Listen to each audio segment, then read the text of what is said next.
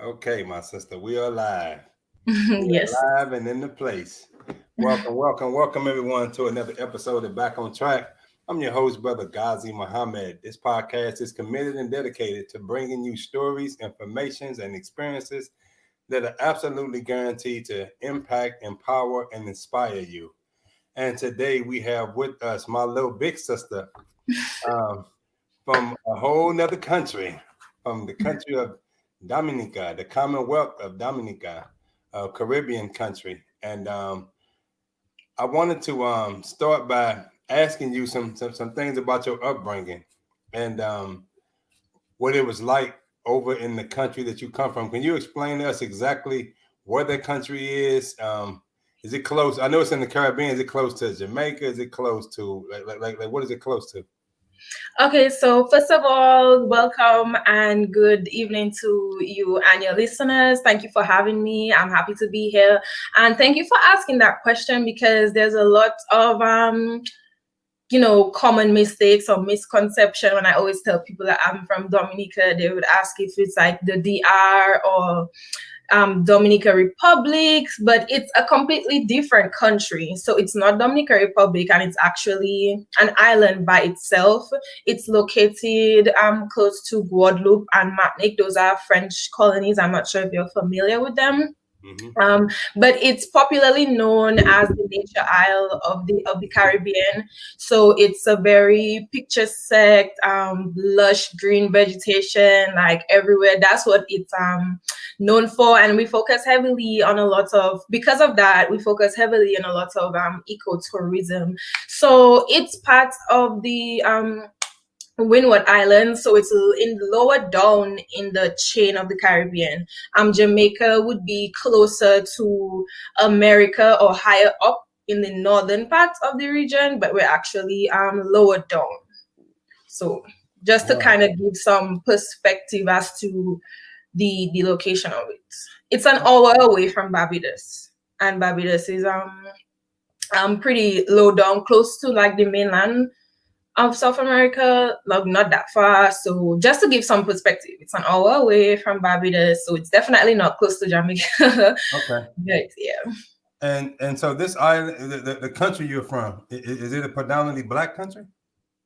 Yes, it is. With much of like the Caribbean in general, most islands you would go to, you'd find it to be predominantly black. So that was one of the changes of something that I had to register in my mind when coming from home to here, because just a custom of being in the majority, or as a matter of fact, that it didn't even have to I didn't even have to think of majority or who was the minority, because that's just what it was. I just grew up around black people or people. It was we you don't grow up just categorizing people like where I'm from. So it wasn't only until I came here, then it was all of a sudden then there's these minority groups, as they would call them, and black is one of the minorities. And in the process of that, I had to learn how to not necessarily be phased by that, because it can feel uncomfortable to go from you just seeing a lot of people who look like you, probably not even thinking about it, to have to, for that to now be something that you have to be conscious of, like, oh, I'm going in this area that's predominantly white, so I have to kind of be a little more on guard or more aware of my surroundings because of that. Versus like it was much carefree, not really much to worry about. I could go anywhere I want without having to be labeled as, oh, she's black. So I didn't grow up with that. But coming to America, and even if I could see things on social media as to like the socio-economic or political climate in America, it was very different actually being here now, experiencing that. So yeah, to go from, because I'm in Pennsylvania right now, and in the area I am in, it is predominantly white. Even in my school, I can, like, walking on campus, I can literally count the amount of like Black people that's there, or most of the times, like in a lot of my classes, I'm the only Black person that's there. So it's something that I got accustomed to very quickly. But like I said, from being home in Dominica, it wasn't something that I had to think about because it didn't matter. Wow. At that point. And that's amazing because being born here in America, many Blacks who've never left America, we don't know their reality right there. We think that the whole world is about Black, white, and we think everywhere it's kind of like that because that's all we know. And in this country, the history of this country has always been that antagonism and hostility between the races. Racism is alive, well. So like over there, it's predominantly Black. Is the political system controlled by Blacks and the economics and the president, or is all that Black? Oh yes. We have a president, but the most active person in our government, especially when it comes to like the public, we have a prime minister. He is Black. There's a cabinet. It's Black people. So that's what I'm saying. It's not something that you have to think of really, because everybody looks like you. And like I said, we have ecotourism. So I'm not saying that there's no white people whatsoever in our country. So we deal with other races. There's a lot of Chinese in my country back home. So we're racially aware in the respect that we know about other races and we deal with them. We're very friendly people to say that we won't necessarily shun somebody, or because this person is white, this person isn't Black, or not many like race wars or anything. And sometimes we'd probably even embrace them, more sometimes than you would like the average person that you grew up with, because that's just part of the economy there. So yeah, the prime minister is Black, the president is Black, it's just Black. Wow. So and I'm thinking of it now, seeing that the election recently just passed here in America, and majority of the faces there were white. So I guess that was your reason for asking that. And they're saying there's a real power struggle for Blacks in America. But again, and even the people back home, because it was two parties, and both of the people, like it was just Black. So it's not that, oh, I want to vote for this Black prime minister or this Black president. It was just, okay, I'm going to vote to put somebody in power, but didn't have to worry about their color because everybody was the same color. Right. So let me ask you. So before you came over to America, so how old are you now? I'm 21. You're 21, and how long you been here in America? I came to America on the 19th, or was it the 17th of December in 2019? So it hasn't even been a whole year yet. It's approaching, okay, but it hasn't been. So you can say almost a year now because we're in December now. Right. But so prior to coming here, what was your view of America? Aside from what you see on social media, I know you've seen a lot of the riots and Black Lives Matter movement, maybe. But what was your overall view of America before you came here? Okay, so before I came, like I said, we have the internet at our fingertips. So it's not like I was kind of shooting in the dark with my expectation, but America is advertised, especially from the outside looking in, as bright lights, big cities, beautiful places, and all of that. So in my head, people like to say it's the land of opportunity. You have the American dream rhetoric. So my reason for coming to America was I'm a student, so I'm an international student. I go to Pennsylvania State University. So I came here for an education. But even with that being said, the norm back home is, if you're going to study, you typically leave the island to go somewhere for an education. America is very popular. People also go to like the UK. So I would say it's the norm for us back home to leave home to go to school to secure an education. But apparently, here in America, I learned that people don't even leave the states that they live in, and they stay in that one area all their life, which is something very interesting. So in my head, I expected America to be very, very, it's very, very big place, technologically advanced. So for the most part, it met up to my expectations. But then I was disappointed, I would say, because the way it was advertised, it makes it seem like, oh, it's the best place on earth. You can, there's nothing wrong with America and everything is, up to par. But when you come into the country and you see, but hey, okay, a lot of the things that are going on here, it's not very different from back home. It would be on a grander scale. So, people don't usually like to air their dirty laundry. So they only put like the best thing at the front. And I'm bringing that up because for other countries, and especially even when America would talk about other countries, they kind of showcase them to be less than or to highlight their problems without necessarily highlighting their own. So I would say for all of the people, even who's probably still not in America or have never been, that we have this image as if, that's what you should aspire to, almost like as if like it's better than where you're from, unfortunately. But for the most part, it met up to my expectations in terms of, technology and, the lights and the buildings and the grand scale, etc. But then disappointing in the fact that, I thought I would, to say this, I didn't expect to miss home because I thought, okay, everything I need would be here in America.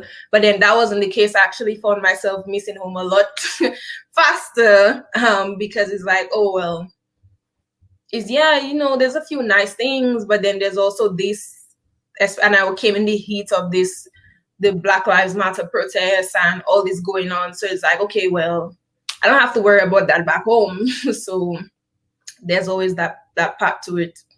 Right. So let me ask you. So when you moved over here, I know one of my daughters was looking into being an international student before going to another country. What is that process like? Do you move over here with, or do you live on the campus? Do you always have your housing set up? Do you come with a family? Did you have family over here? I do have family over here.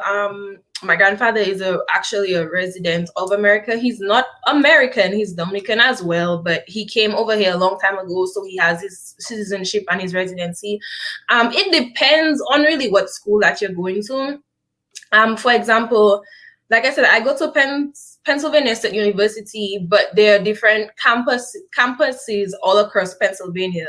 This particular campus that I live around doesn't have on-campus housing, so I'm actually in privately owned housing that is adjacent to the school. There are other campuses within the same university in other parts of Pennsylvania that do offer on-campus housing. So like I said, it really depends. The process and really the process, that's one of the things that I had to overcome because, well, coming to America specifically, you need to have a visa for you to come to America. Now, there's different types of visa, but you need like a student visa to come. So you don't you apply for it online, but then it's not just, oh, you get accepted or not, and then you come to America. So I had to go to Barbados for an interview at the US Embassy. So you get interviewed there, and then that's where they tell you if you're going to get the visa or not. But then it's still not a go ahead at that point because you don't actually get the visa right then and there. It has to be processed. You have to leave your passport with them. Then you go back home. Then they ship it to you. So I went back to Dominica. They shipped it to me. And then you make your travel arrangements to come to America. Even then, I went through Puerto Rico then to come to America. So even then, if for whatever reason immigration finds a fault with your paperwork, I mean, they usually don't, but if they find a fault with your paperwork or something, you can still be denied entry at that point. But your school would have to send you documentation saying that, okay, yes, you're coming to this school to be a student. This is what you're going to major in. You have to show a lot of financial proof saying that you are able to afford this school. And so if you don't have that, then that's already a big no, a big no. And I believe their reasonings for that is because some people do use this as a way to come to America, and then they don't actually come to study. So you have to prove a lot. You have to show a lot of proof that, yes, this is what I'm going to do, that you have ties back to your home country. So it's not that like you're just coming here to just come here to like as a free lunch, and then, you're not actually going to study or do anything. So that process, I'm trying to make it sound as simple as possible, but it really wasn't, especially for me, because even before all that, you have to be accepted by the school. No, I was accepted, but for like financial reasons or timing, I wasn't able to come up for the fall semester of 2019. So then because of that, I couldn't go for my visa. No, at that point, at that point, that's when, how life has a funny way of kind of testing you to see how bad you want something. So at that point, some other person might have figured, okay, they would have probably given up on this or see what else that there was for them. But then I kept going at it because I know at that point, that's what I wanted to do. Because I'll tell you what, even like for me growing up, and a lot of people from where I am back home, is like your education is really your escape, because that's the opportunity for you to kind of get a better life, or for you to have more opportunities. Because when you get your education, then the whole thing is that you're more qualified for you to go to different places or get a good paying job, and then for you to move along your way. Because it's not that we don't have schools or colleges back home, but then the issue comes with international recognition. So unfortunately, the colleges back home and internationally recognized. There are a few different countries that would take your credits. Even for me, when I was applying to this school, because I went to college back home in Dominica, and I sent them my transcript, and then it's like, okay, that's nice, but we still need more, So there's that issue, and that would be another one of the reasons why a lot of people, including myself from back home, feel the need to like leave home to go different places to look for an education. Because of that, I would say that's one of the biggest reasons. So then after not being able to get my visa the first time, I had to go do more paperwork, and you have to pay for all of this as well. So it was costly in that respect. And then afterwards, I got the school gave the go ahead for me to go ahead and apply for the visa to come. And then that's when I do that. So I started in the spring, the spring semester of 2020. So this fall semester, 2020, was actually my second semester being in school here in America. So, and it's interesting. I'm glad you shared that experience. So I had a good friend who came in from, I believe she was from Cuba, and she was a doctor over in Cuba. And when she came over here, they didn't recognize, and she'd been practicing doctor in Cuba for like over 10 years. And she was good at what she did in Cuba. But when she came over here, they didn't recognize none of them credentials, they didn't recognize none of that. She almost had to go back to medical school if she wanted to be a doctor. So she's literally over here working in a whole nother field that I'm quite sure is way less prestigious than what she was doing over in Cuba. But it's interesting. So a lot of people over here don't know that. We don't, we don't even think about things like that. But also education over here in America. So it's a lot of people that have education over here, and depending on what color your skin is, depending on the opportunities, the kind of doors open up for you, or the kind of doors you kick open for yourself. Education by itself is just not sufficient. A lot of people with education over here, some of them, they stay working at McDonald's, and they have low paying jobs, with degrees. Yeah. You know, so it's interesting what you're saying. The view is over in your country. That's unfortunate because, you know, I think that comes from a certain level of, what's the word I'm looking for? When you believe that your culture, your way of doing things is better than everybody else's. There's a certain word that I'm looking for, but I can't think of it right now. But I think that's it. And I'm not surprised because you're saying your friend is from Cuba, and we all know of the history between Cuba and America. So I'm not surprised that they didn't recognize her credentials being a doctor in Cuba. I mean, even for the current coronavirus pandemic, like, they didn't allow Cuban doctors to come into America to assist with controlling the pandemic. And there were Cuban doctors who went to China to help them out. And now look at how China is with the pandemic right now. They're much further ahead, recovering. And here in America, I heard on the news the other day that there's like at least 1,000 people dying from the pandemic here in America every day across the states. So it's a certain level of,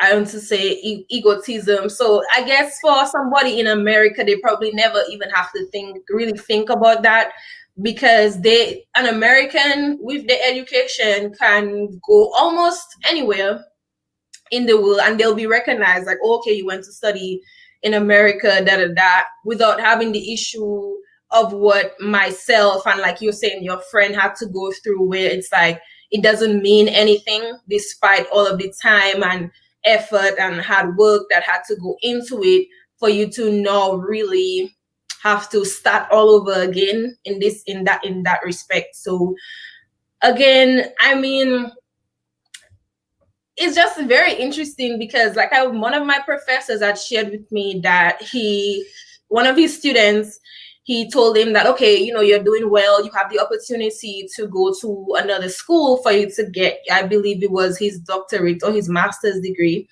The person was from Pennsylvania and they could go to Florida or some other state. And then they denied the opportunity because it was like, oh, everything that they have is right here in Pennsylvania. So they don't need to go to another state or move. And when he said that, that was crazy to me, because I'm like, okay, this person or people in America don't even want to move to another state for an opportunity that could probably afford them a better life. And here am I left my whole country, took several flights to came here just for the opportunity of getting that education. And I mean, at the time, it was all glitz and glamour for me. Like, you know, that was really what I breathed, I thought about every day, like, okay, this is what I want to do. Because, you know, looking back at it, it's almost silly, but it's like such a big thing for us, where it's like, okay, you went overseas to study, you got your degree from America, and you come back home. So it's like, okay, you know, you're qualified, It's almost like, you know, now, well, probably not right now, but maybe like a year ago, it's like, okay, if you after college, you're not going, not just America, but you're not going anywhere to go and study. It's like, what are you doing? You know? So it's like, it was crazy to me that this person didn't even want to leave their states to go for something. And it's like, it was very normal for me and my friends to have to leave home, leave our friends, our family, come to this whole different country, put up with a bunch of different things just to get like a piece of paper, you know, saying that you did a degree. I mean, now it's crazy that my attitude towards school has changed. So there was a lot of shifting, because what happened is that when I came to America, and like, I'm glad that you brought it up, that an education just isn't enough. And education just isn't enough anymore. So one of the things that I noticed very quickly was the cost of living in America is actually quite high.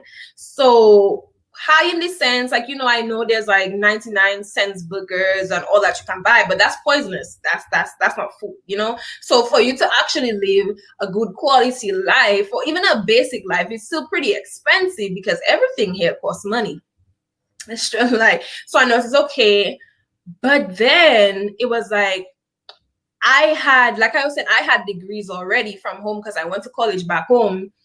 but my degrees wasn't doing anything for me in this situation when I needed money or I wanted to give myself a better quality of life. So that's really when it hit me, like you were saying, that an education alone isn't enough, because I'm like, okay, here am I'm broke, I need money.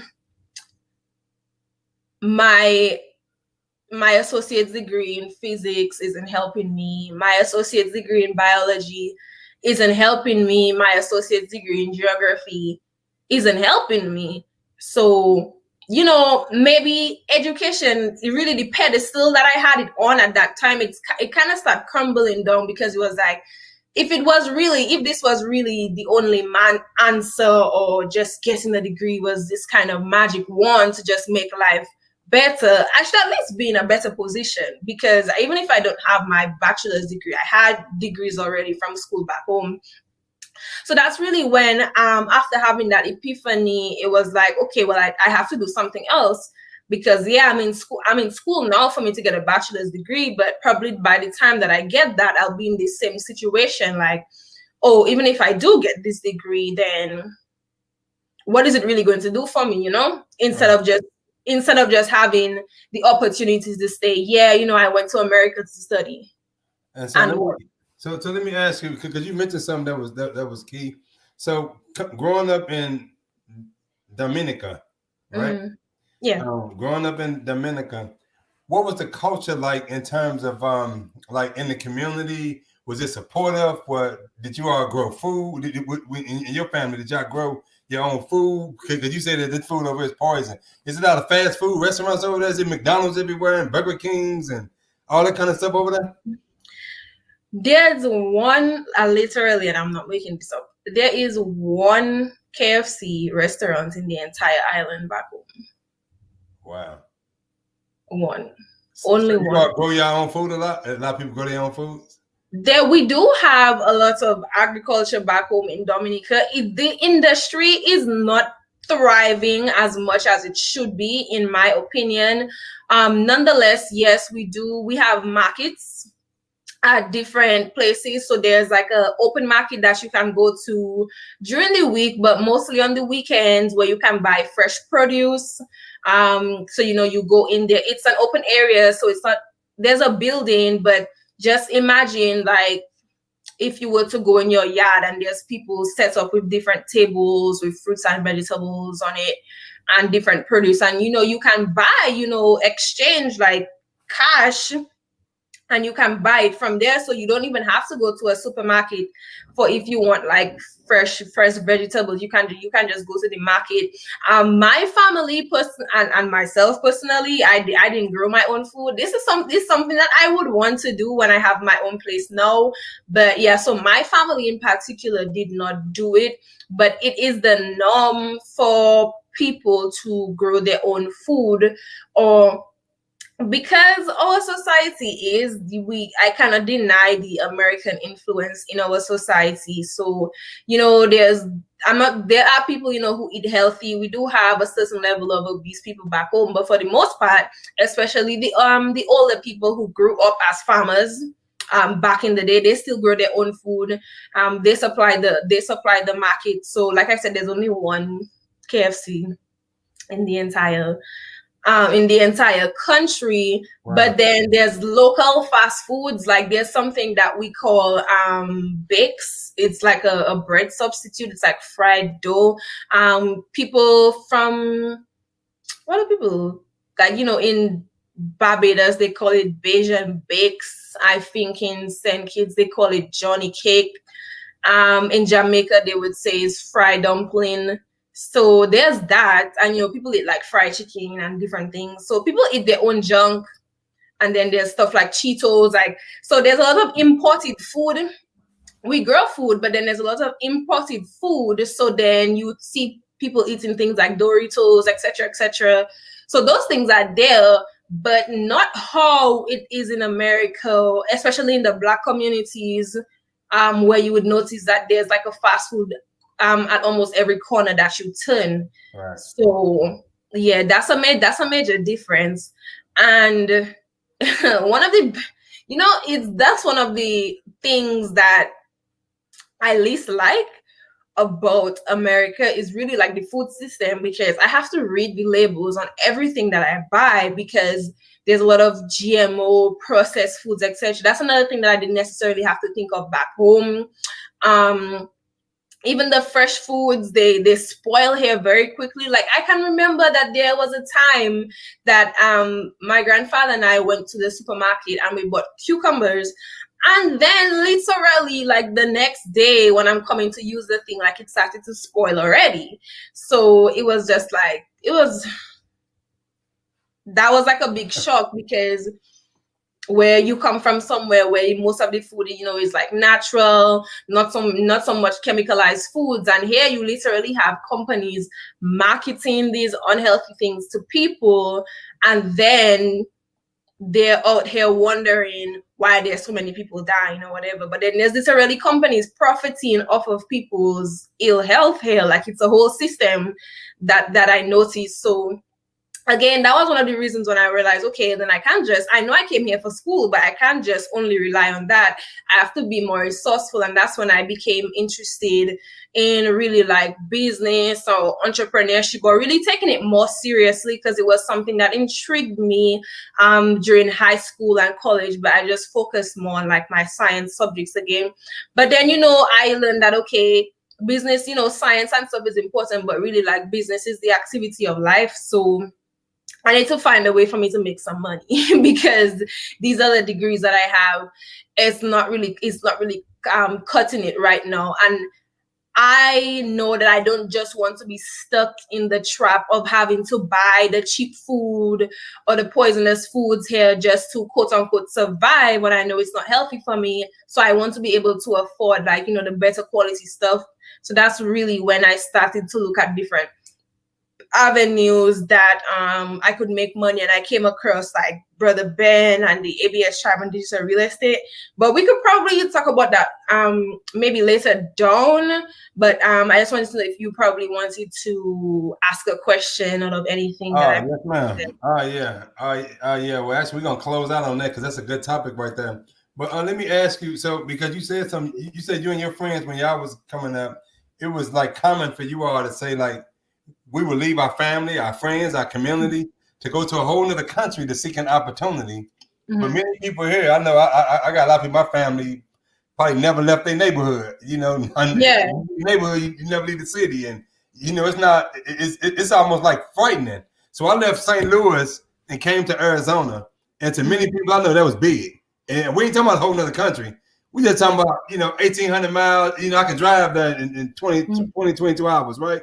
But it was big to a lot of people because most of us don't grow up thinking I will go somewhere else seeking the opportunity. We try to find the opportunity right where we are, even if it don't exist. If we were looking, and some of us, we live, die, work, and we die, and the opportunity still never come. We can still never create it or produce it, and it's difficult. So that's a whole different mindset growing up between blacks here in America and blacks throughout the African diaspora.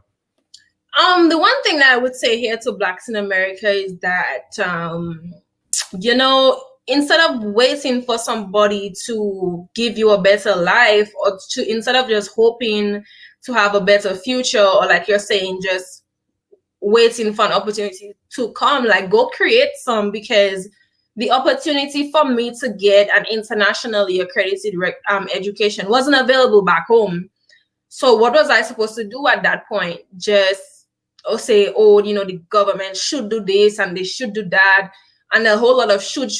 But when you just focus on should and what if, you kind of thinking about the imaginary things, things that doesn't exist. So instead of just hoping for somebody to give you an opportunity, like go create some for your own, because really and truly at the end of the day, you're responsible for your quality of life. And like I always tell like my following as well, that you have a choice.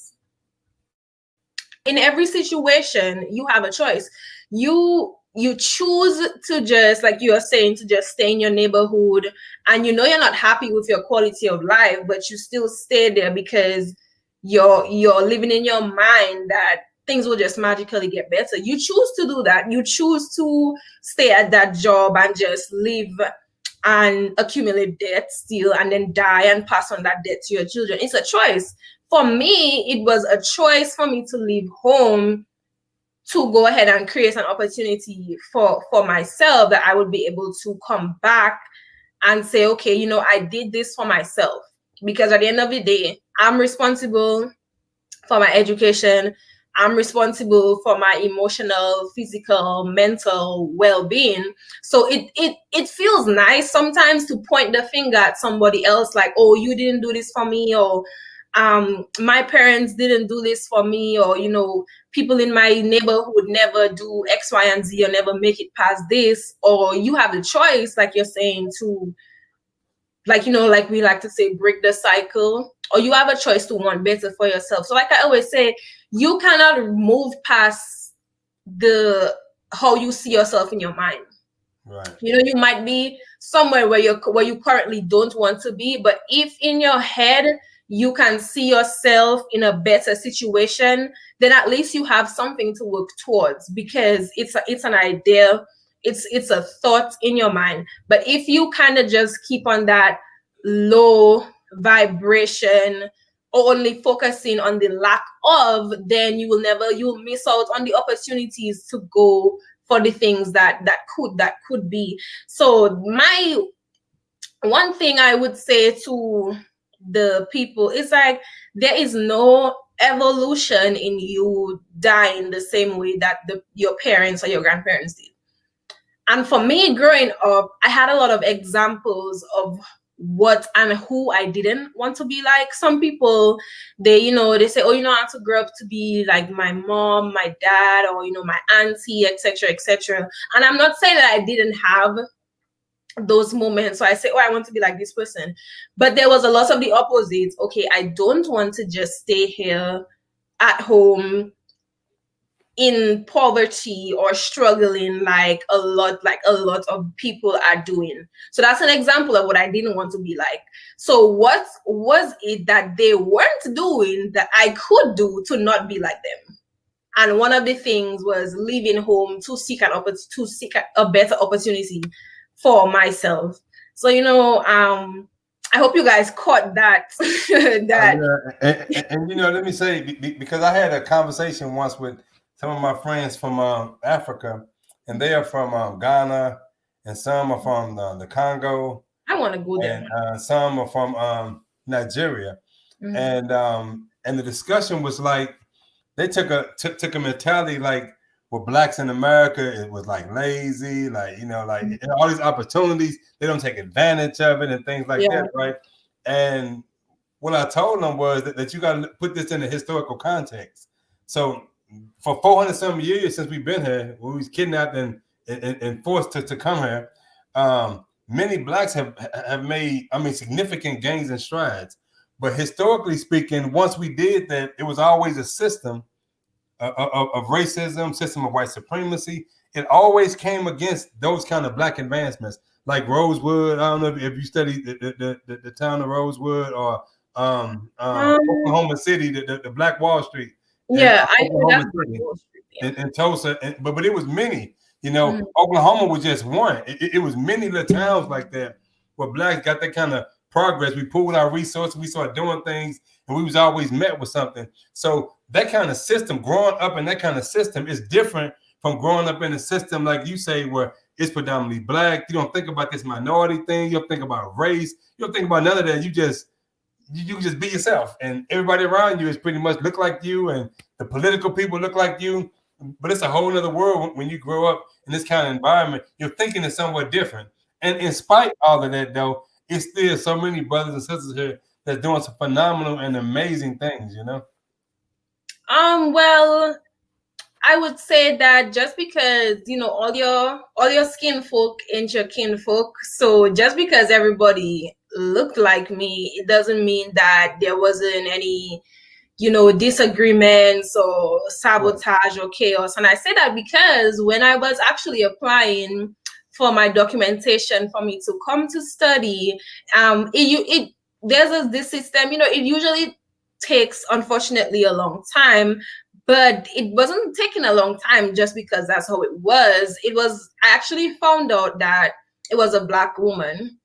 One of the people who worked in the office, like, she deliberately didn't pass on my letter to one of the higher ups in the organization. And so she was a Black person. She wasn't a white or Asian or something person. So, and I didn't even know who she was to say, like, okay, there was a reason for her doing that. So there's, everywhere you go, there's adversity. It might not always be as severe as how it is in America in terms of it being like a more racial type of thing, but there's opposition everywhere that you go. And that wasn't the only thing that I was faced with. Like, as I shared, I didn't get things didn't go as planned. If I wanted things to go how I would plan, I would have probably had my degree already, because after high school, I immediately wanted to come and study at that point, but then I was unable to because there was a lack of funding. So I still had to keep on keeping on, went to college, after college, applied. After applying, I still had to delay it for other reasons. So, it took me like 4 years to get here.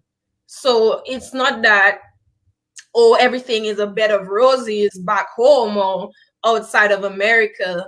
And it's like, or you guys just have it easier out there. It comes up. I don't want to sound like, tone deaf, but it's just the mindset. Like, you can use that as an excuse and say, like you were saying, well, we built things before, but it's always met with some kind of opposition.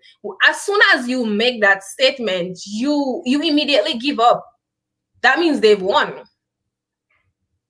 Well, no, actually, I was talking from a perspective of like just historical context. So with the psychology. So early on, you were saying back in your country, race is not an issue. So you didn't have to like look at, I'm a Black person, that wasn't real. No, very few Black people in America think like that. I mean, I grew up always knowing I was Black, because you go in a certain neighborhood. I mean, you already know you ain't wanted over here. You can't go over here. I mean, so you kind of grow up in that kind of system right there, right?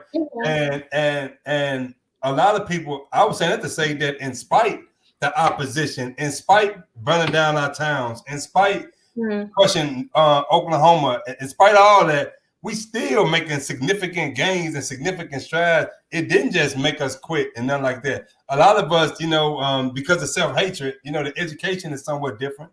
I don't know how it is over in Dominica. I'm assuming it's pretty much the same. Like, what's the main language in your country? Like what's the dominant? The main language is English, but we have our, indigenous language. It's called Creole, and it's they actually speak it as well in the sister island, Saint Lucia. So it's mainly English speaking. I would say that. Okay, so but I remember reading the history. A lot the Blacks over there were part of the transatlantic slave trade that was situated. Yeah, so that's actually what I was going to get to. That it's not just the Blacks in America who went through the whole slavery thing and the ancestors. It happened to us. Too. Actually, we were the first ones to get off the ship because they had to stop in the Caribbean before they came to America. So there was slavery in the Caribbean as well. So it's not, and I'm saying that to say it didn't just happen to the Blacks in America. But still, even with that being the case, I'm still, the mindset is different because of like the cultural thing, like what you're saying. So what I really want to say is that, in spite of it being different, that should even be more of a reason for Blacks in America to push forward, because you guys have more against you. So that should be more of a reason, something pushing you even harder for you to want better, because there's somebody who doesn't want it to happen. Like, let me ask you, if you were walking down an alley and you know that there's somebody walking behind you who has the intent to like rob and kill you, you would be walking, or you would start running with more urgency because there's impending danger, versus me, like what you're saying, I'm growing up, I didn't really have to deal with the race thing. Yeah, I'm walking down the alley, but I don't know that there's somebody, or there might not be that same, awareness with the danger. But like I'm saying, that's more reason for you to run and for you to want to do something greater, because you know that there's something specifically working against you. For me, the threat might not be somebody trying to rob and kill me. The threat might be, somebody just trying to slow down my path, or try to stop me along the way, but not really anything that bad. Like, just playing devil's advocate with the example that you gave me. Right. So in my opinion, that's more reason for Blacks in America to push even harder, because you know that there's something specifically working against you. And like I always say, with the whole racism thing, they're just trying to get rid or deal with the Blacks in America first. And so it's like, when they do that, who do you think they're going to come after next? People in the Caribbean, people in Africa. So, they're just dealing with home issues first. So it's the agenda, it's for Black people worldwide. So it's not just only Blacks in America that have to think and really deal with racism as it is. It's just more prominent to, I guess, to you guys first, because like I said, it's home matters. But who do you think that white supremacy is going to come after when they're done with the people in America? It's everybody else, worldwide, which is another reason. And I always say that,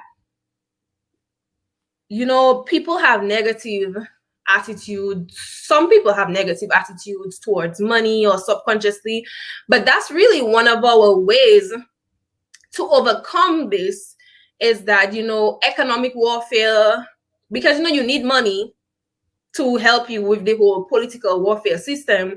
So, people like to say that money is the root of all evil. I usually like to say that actually, no, it's poverty that's the root of all evil. Because, when you're poor, you more have the tendency for you to go and try to rob somebody because you don't have it. When you poor, you might be in Walmart, and instead of you paying for that thing, you might try to walk off of leaving it. It wasn't because you're not a good person or you didn't grow up right or whatever. It was because you didn't have money. Right. So it's not the money that's necessarily the root of evil. It's the lack of, which was one of the reasons, again, why I was motivated to kind of, shift my mindset towards achieving, finding ways to make money, because I noticed, okay, that's one of the things that Blacks in America don't have, like, wealth. And there's a huge wealth gap that I noticed between the different races, especially Blacks and, whites in America. So, just imagine that, again, like I was saying, with a higher sense of emergency for you guys to try to build another Black Wall Street, etc., etc. Because Blacks in America, collectively, their buying power is like trillions of dollars. Right. And Blacks in America are wealthier than tens of other countries all across the world.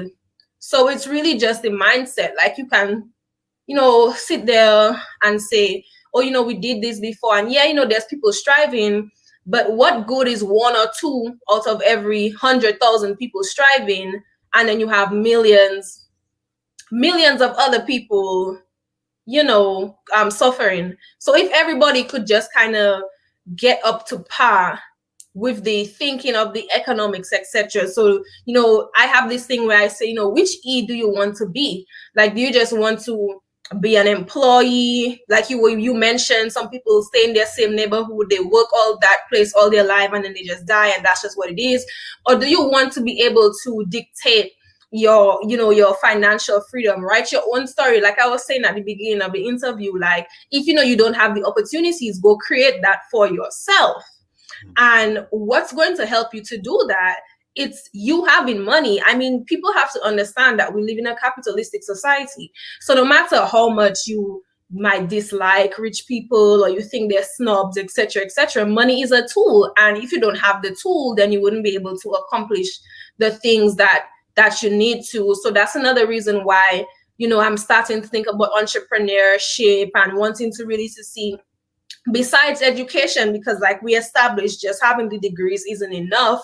What can I do that can enable me to secure a better life for myself and then be able to help other people? Because, there's a reason why we say generational wealth and not just generational riches, because, when you're rich, that's just for yourself. But when you start talking about wealth, that's something that transcends time, So when you have an abundance, you have plenty to share.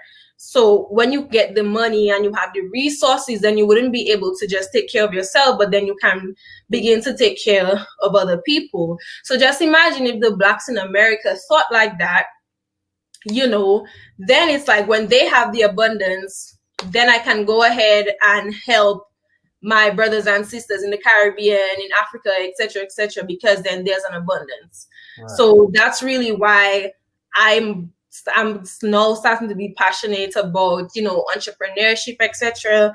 But then for me, it's like I noticed that because I was in that employee mindset, that before I could start really thinking about this, there were shifts that I had to take for me to like get the mind of an entrepreneur. And that's what I actually focus on speaking about on my platforms, etc. Really getting people to see, I'm studying and I'm here to get a degree, but really and truly, guys, why do I want the degree?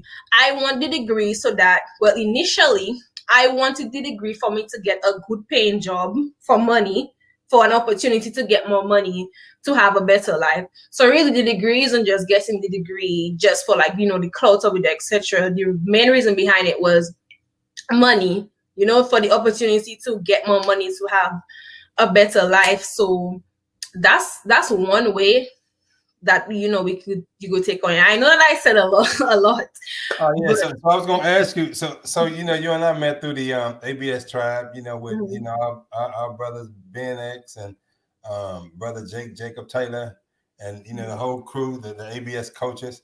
So how did you get involved with ABS, and what has that done for you in terms of studying that platform and using the tools that brother Ben X them teach?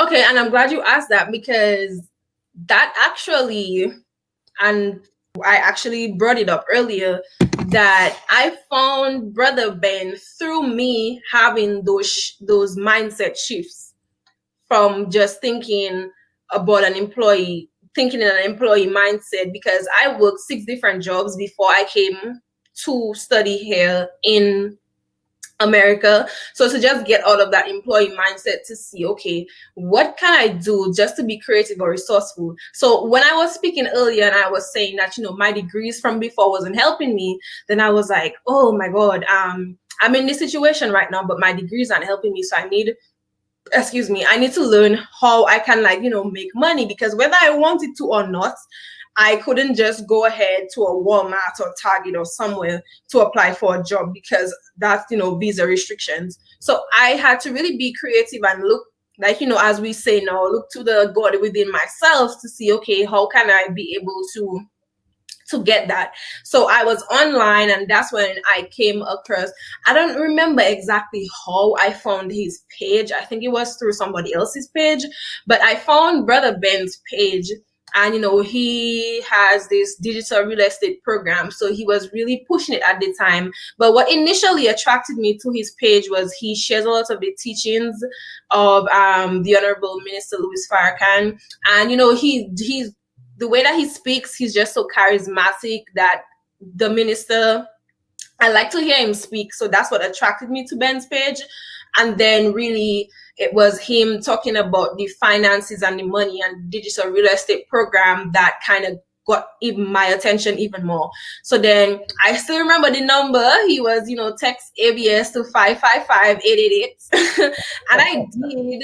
And then I got the digital real estate program. And now that was really my first major shift, because I had never invested in myself, let alone in entrepreneurship or business at that point in my life. So that was really a big deal for me, having to invest in myself and my not just it was a different type of education. It wasn't just formal education like me coming here for a degree. This was me investing in myself for the opportunity to, like I say, be in that entrepreneur mindset of, okay, how can I make a better life for myself? How can I learn how to make money? So then I joined for digital real estate, and I was actually grandfathered into the ABS tribe. I was on call number 9 because we would meet on Zoom, going over like the teachings of the programs, and then things got really emotional one night, and we decided, hey, this is a tribe. And then that's how I came into the ABS tribe. So I was there from since the program started. And it's so May 4th, 2020 was the day that I signed up for digital real estate. And I use that as the official date for the start of my entrepreneurial journey. Because that's when I made the investment for me to, do for self via entrepreneurship. And so I'm not sure when exactly you joined, but yeah, that's how we met, just for me being very active in that space in digital real estate in the ABS tribe. So I'm very passionate about it. I had to unlearn and relearn. I had to go through those, like I said, those mindset shifts, because I didn't believe in myself to say that I was capable of being a business person. And it's very funny because I used to think, business people, they have the gift of gab. It's something that you're born with. You either have it or you don't. That's how I used to look at it. I didn't think that, I was capable or probably even worthy of being a business person. So I kind of shied away from it for a very long time. And that was one of the reasons I stuck to science subjects, because I felt, okay, this business thing isn't for me. Even with me coming into digital real estate, when the representative asked me, oh, do you want to open a business? I was like, no, I'm not trying to do all that. So in my head, it seemed like it was all that, or this big obstacle that I didn't really want to go ahead and tackle. But again, the game is like 90% mental. So once you can really conquer your mindset and change your perspective, then a lot of different things can happen just by you simply changing the way you think. So that's what I speak about now on my platforms, really helping people to release their inner entrepreneur by speaking about the shifts that one must take to start the entrepreneurial journey, and really just focusing heavily on your mindset, because somebody can show you how to open an LLC, how to do this, how to flip this product, how to do this and that. But if you don't believe it in your head that you are not only capable of doing it, but you deserve the wealth, happiness, and abundance that comes with entrepreneurship, then you won't be able to really do it or take advantage of that. So that's really how I came into the system. There was a problem, or there was a need for money, and I was searching for ways to fulfill that. And the digital real estate program promised to do that. So I came into the program, enforced the teachings with you learning how to make money online, increasing my learning about marketing and so much more from that program. Right. And then it really turning into, like you're saying, okay, the degrees alone isn't it. And then it's like, you know what? I want to open a business. I want to do something for myself, because I recognize that, again, money is really a tool, and not just for me, but like I said, where there's an abundance, you have plenty to share. So instead of making somebody else rich, or like you're saying, for those people who just stay in that same neighborhood and wishing for an opportunity to come, I now want to be able to create opportunities for myself, and I'm doing that through entrepreneurship. So that's why I came into that program. And so let me ask you, as we wind down, let me ask you two things. So right now, you have formal education, and now you're getting informal education that's really expanding your mind and shifting your thinking. Do you think both of them has a place now? Or do you think one is better than the other? Because one of them would train you to get a good job. You would have a degree, but it's really training you to get a job. That's most people come out of school, even people who study business, most of them don't come out of school with a business degree saying, I'm going to open my own business. They may come out saying, I'm going to manage somebody else's business, but they don't think about opening their own business, right? But then the other education you get now, the informal, quote unquote, informal education, is more so teaching you to do for self. And let your own ideas go out there. You can create money online. So, how would you place them right now in terms of relevancy in your life? Are you leaning more towards one than the other now, or both of them equally? How's that happening?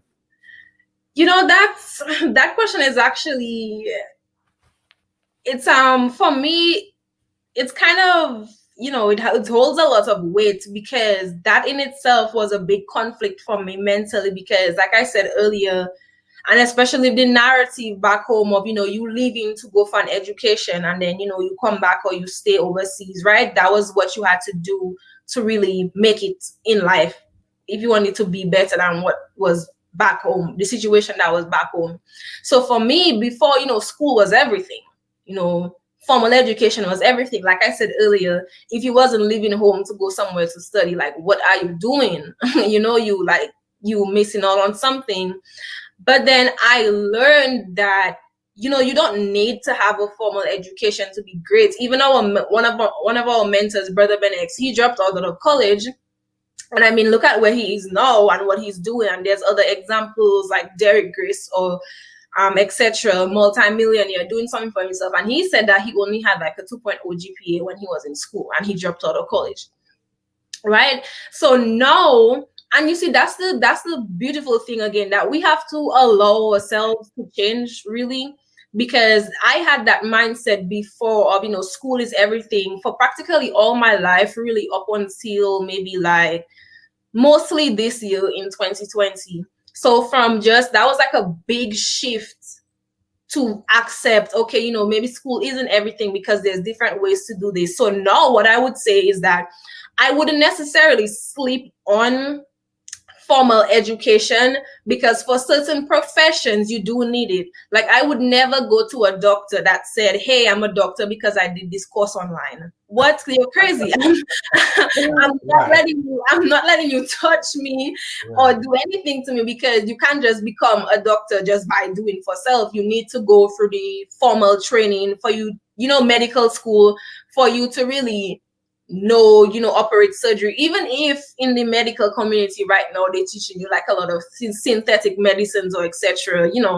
not to really go to find that. For what I'm doing, engineering, would you want, or would you feel safe driving on a bridge and the engineer said, hey, I learned engineering from a course online? Right. Would you feel safe driving on that?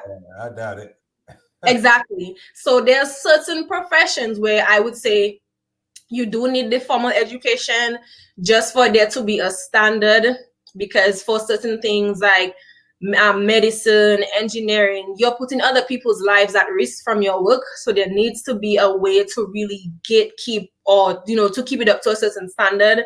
So for those type of things, I would say you definitely would need a formal education for that. For certain things like business, entrepreneurship, you don't need to.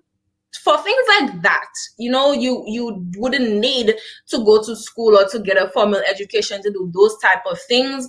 Even things like cosmetology, there's beauty schools, so you can go the formal way, but there's maybe hundreds of thousands, probably millions of hairdressers out there, makeup artists, nail techs that are self-taught. So it really just boils down to what it is that you're trying to do, or what industry it is that you're trying to work in. Even with that being said, so you can do without the formal education, but there would always need to be some type of informal education. Informal education just meaning that you're not coming to like a specific school or institute for you to get it, but it's just like knowledge of self, or you learning for yourself, because there's things that even in school, and I can attest to it because I'm in university right now, like you said, that they train you to really just be for jobs. Because even your professors will say, when you go out into the working world or when you get your job, they never say,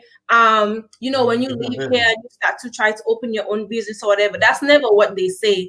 And I actually paid more attention to it after I went through the shift. Is like, okay, you guys never say anything. It's always when you get a job, when you go into this industry, etc., etc. So my answer would be that you can do it, but the formal, depending on what your goal is, but you would always need to have some kind of informal education. Read a book, because I would say that if you always waiting on outside entities to inform you or educate you, that you'll be mentally poisoned, because at that point you're not really training yourself to do your own research and look for your own information so you can form your own, values and opinions about that. So that's why now I really try to make people see that you have to release that inner entrepreneur, because the system, mainstream society, will not pull that out of you. They give you a salary and it's all smoke and mirrors for you to really kill your dreams, because they want you to like work for them. So we have to pull out that inner entrepreneur, because again, you have the freedom, or you have more of the opportunity or capacity to dictate your life and write your own story. But for those people out there who probably had that mindset of the old Verena, like, I have to go to school, I have to do this, I have to do that. Don't have to. And make sure if you're making the decision to still go to school, that it's your decision, that it isn't your parents or something that's forcing it on you, because at the end of the day, it's your life. And you're going to be going in that casket alone. So one of the guest speakers in our ABS tribe, and he just said it so beautifully when he said, we're born looking like our parents, but we die looking like our decisions. So to just really think about it from that perspective. Wow, that's okay. Thank you for that. I appreciate that perspective. So to end out, what would you say to somebody who's young right now? They're working. They have a desire to start their own business or do something for themselves, but they just don't know how to start. They don't know what to look for. They don't know how to even begin the process. What kind of advice would you give another young person who have that idea? They don't want to work for somebody all their life. They want to do something different and start their own business. What kind of advice would you give them? So I would first want to, give a shout out to, my generation, because really we're, and not to really chime out on the older ones, but we really have this bold thing about us where we're saying no. We're saying no to, the traditional ways of just go to school, get a job, work till you die. So, first of all, shout out to us. So to that young person, just be honest with yourself, deal in truth. What is the reason that you're at that job right now? At 9 out of 10, it's not because you love it. It's not because it's something that gives you energy, that fuels you. You're doing it just for money, which means that the only reason why you're doing it is for survival. Because we, again, live in a capitalistic society and we need money to be able to buy things to take care of ourselves and our family. So with that being said, my advice would be to really evaluate yourself and see what it is, find your gift, find your purpose, because if you're not in the process of really trying to live up to your purpose, then you're just wasting air. You're just taking up air. You don't want to just leave this earth and you don't impact people around you, die without any significance, because you will live in with your lower self. Like, why are you holding yourself back just to die? That's the thing. That's the thing that a lot of people, they're stuck on that job just to go for money, just as a survival thing, and you never really live up to your full potential, because it's hard for you to really fulfill your destiny when you're bogged down by just that job. So do you really think that you were born, that you were put here on this earth just to struggle to survive, or just to get money to survive? Like, you are so much more than the money. So that's why I always say that you deserve happiness, wealth, and to live life in abundance. Like, that is your birthright. So with you now knowing that, how can you achieve that? Clearly, the job isn't doing it for you. So you want to do something that can really fulfill you, like, put a battery in your back. So that go back to what I was saying. Find out what your gift is, find out what your purpose is. And then when you combine that with service to humanity, that is really where the real wealth and abundance is, from what I have learned through reading, informal education, through reading and just associating myself with people who are at a point where I want to be. So the job is really just there and it's not safe, it's not secure, as coronavirus and just the pandemic 2020 on a whole has taught us.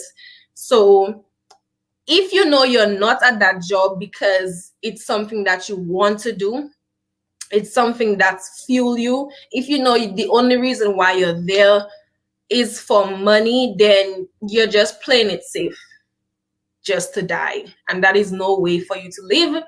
So you deserve wealth, happiness, and to live life in abundance. So don't hold back your inner entrepreneur. Everyone has that inner entrepreneur inside of them, but every day that you go to that job and you clock in without trying to reveal your higher self, you are starving your inner entrepreneur. So Yeah, I thank you for that. That was very passionate and deeply appreciated.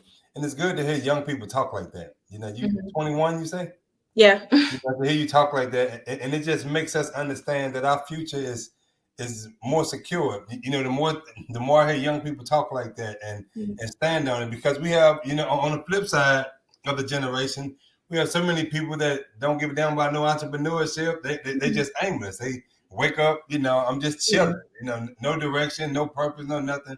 So to see young people coming up in this era right here, as focused as you are, and with a clear understanding of where you want to go, what you need to do, and how you want to give back to humanity, that's very admirable, So, So I would actually want to ask you, because a lot of the time when I tell people my age, it's like they're taken aback, or really, wow, you're just 21. Like, by the way that I speak, or without you really knowing my story through the ABS tribe, how old would you say that I am? Like, I'm curious, because people always seem to be surprised by that, or maybe the audience can even chime in on that as well. But yeah. Well, I would say, I was think you were young, because I have been blessed to be around some young people that are very articulate and they very sharp. They very sharp.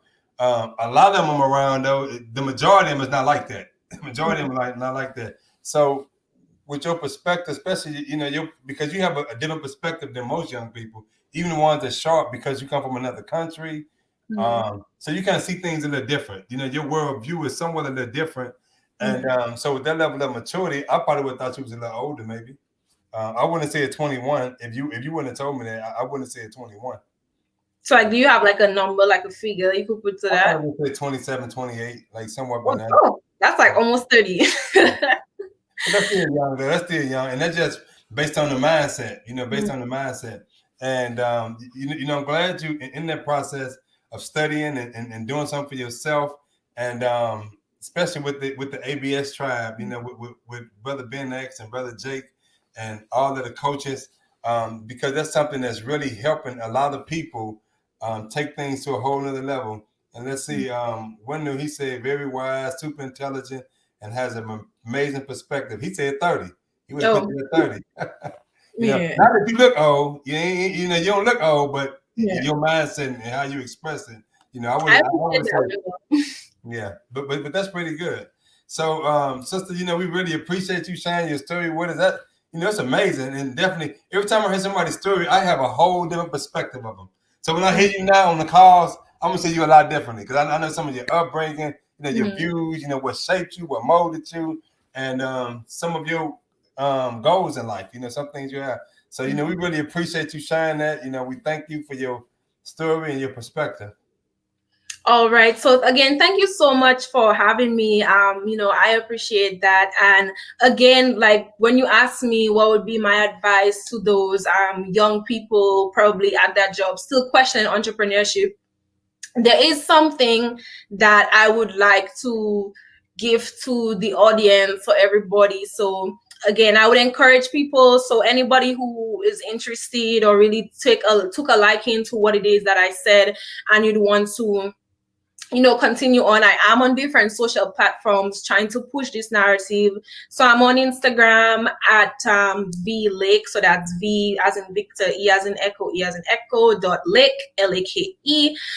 That's Instagram. I'm here on Facebook on my page at Verena Lake. And I'm also on Twitter as well at Verena Lake. And I have a free business planner checklist. It's actually up on my website right now, so verenalake.com. So anybody who is interested, like you said, probably thinking about doing entrepreneurship or coming into this business space, they're not sure because it can be very overwhelming.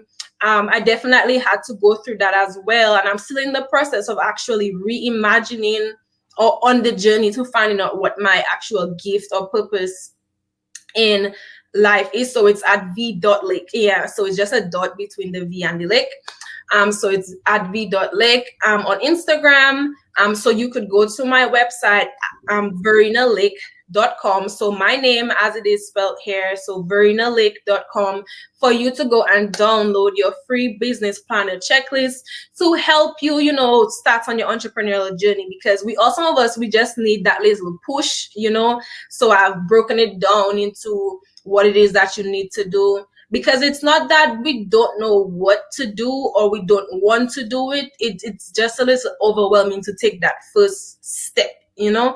So I've created this checklist to kind of help anyone interested to go ahead and get that, and that's at verenalake.com. So again, thank you so much for having me here. This was my first official interview. I've done interviews before, but all my other interviews were for a job to work for somebody else.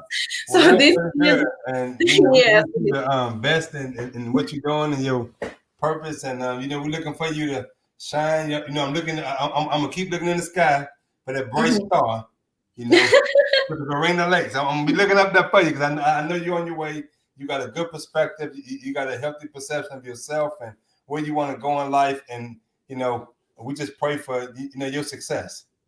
Thank you. And I also told my audience that, I had a little surprise to drop as well, besides the business planner checklist, that I will have a book coming out soon called Inner Entrepreneur, the shifts that one must take to start their entrepreneurial journey. All right. So that is really one of the ways, or one of the many ways, that I came up with to again serve humanity, to come up with my guide. So what I went through, my story that you said you appreciated so much, my perspective, to just really put that together in a body of work that I could share really with the world, to help all of the people out there, to just kind of help to shift their mindset. Because like I said, once you can change your perspective, then you can really change your life. Like, I don't know if you know that book, it's very popular, Think and Grow Rich.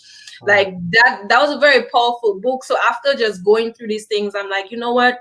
If I had to go through this problem, there's definitely other people out there who are probably experiencing the same problem. So that's just one of the ways. And there's more to come. It's my first, body of work that I've put together, but I'm sure there's going to be more books or maybe different things coming out from me. I'm not sure. I see volumes and volumes coming from you, sister. Well, you see volumes, so I like to say, I don't know where it is that I'm going to be in the next 5 or 10 years, but I know at least I have now, and I'll be working on it now. So, again, if you'd like to get updates about that book, or just, my journey, my entrepreneurial journey, or how I can help you along your entrepreneurial journey, make sure you go to verenalake.com for you to get more information on that. And also, don't forget the free business planner checklist. I really want people to take advantage of this, because that's what I'm using or have used to kind of help me along the way. And I'm sure that it can impact other people as well. So again, thank you so much for having me and bringing me on my platform, on your platform. I really enjoyed myself, and I just really enjoy, deep conversations like this, because it's really hard sometimes finding people, especially at my age level, to kind of have this kind of conversations with, because they're probably still stuck in their ways or just living life superficially. So I really enjoyed this. I really, really did. I had a good time. Yes, Thank you for bringing me. Sister. And you're an amazing young sister, and we salute you. And I'm looking up in the stars now, sister. I'm looking up in the stars. All right, you have a blessed one, and thank you all for joining us on the Back on Track podcast. I'm your host, Brother Ghazi. You all have a blessed one.